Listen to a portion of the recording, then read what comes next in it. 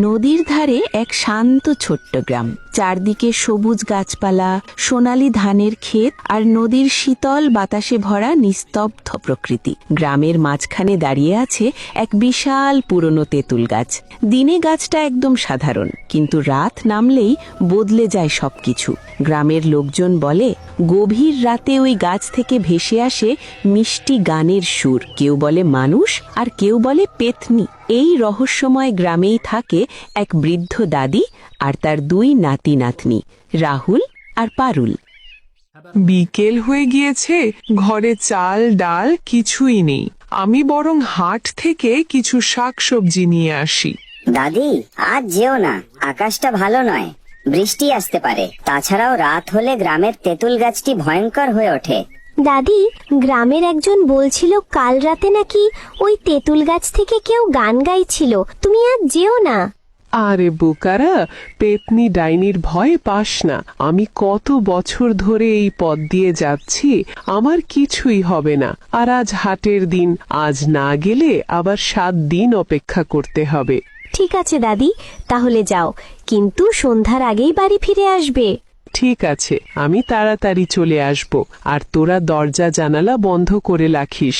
আমি এসে ডাক না দেওয়া পর্যন্ত ভুলেও দরজা খুলবি না।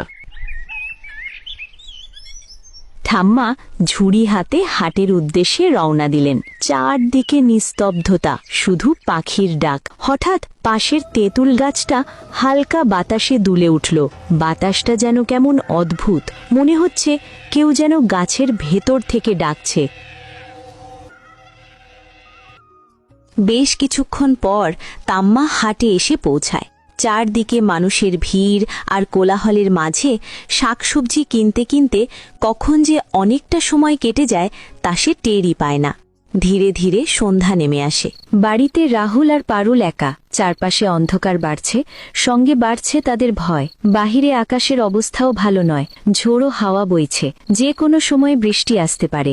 তাম্মা তো বলেছিল সন্ধ্যার আগেই বাড়ি ফিরে আসবে, কিন্তু এখন সন্ধ্যা পেরিয়ে রাত হয়ে যাচ্ছে, এখনো তাম্মা বাড়ি ফিরেনি। ভাই, আস্তে আস্তে চারপাশ অন্ধকার হয়ে যাচ্ছে, আমার খুব ভয় লাগছে। বাইরে আবার অনেক বৃষ্টি হচ্ছে। ভয় পাস না বোন, আমি তো আছি, আর তাম্মা এখনই চলে আসবে। ঝোড়ো হাওয়া আর বৃষ্টিতে দুজনের মনে ভয় জমেছিল। আর তাম্মা বৃষ্টিতে ভিজে অন্ধকার জঙ্গলের পথ ধরে হাট থেকে বাড়ি ফিরছিল। কেনাকাটা করতে করতে কখন যে রাত নেমেছে টের পাইনি। সাথে ঝোড়ো হাওয়া আর বৃষ্টিও হচ্ছে। বাড়িতে ছোট 2টা বাচ্চা একা, হয়তো খুব ভয় পাচ্ছে। ছোট বাচ্চাদের কথা ভেবে তাম্মা দ্রুত হাঁটছিলেন। হঠাৎ মনে হলো কেউ যেন তার পিছু নিচ্ছে। পায়ের শব্দ স্পষ্ট বোঝা যাচ্ছে। তাম্মা পিছনে তাকাতেই তিনি থমকে গেলেন। তাম্মা দেখল এক ভয়ঙ্কর অদ্ভুত কিছু তার দিকে ধেয়ে আসছে। কিছু বুঝে ওঠার আগেই সেটি তাম্মার উপর ঝাঁপিয়ে পড়ল। তাম্মার এক চিৎকারে চারপাশ স্তব্ধ হয়ে গেল। আর এদিকে তেঁতুল গাছটা হঠাৎ বাতাসে দুলতে লাগলো, আর ভেসে এলো এক রহস্যময় হাসির শব্দ।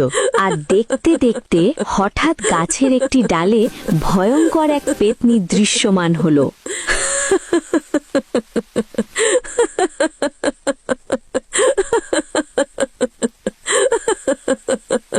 অনেক দিন হয়েছে কোনো মানুষ খাই না, আজকে অনেক ক্ষুধা লেগেছে। আজ গ্রামের কারুর রক্ষা নেই, যাকেই ভাবো গাড় মোটকে দিব। দেখি তো আশেপাশে কাউকে পাই নাকি। ওই তো দূরে দেখা যাচ্ছে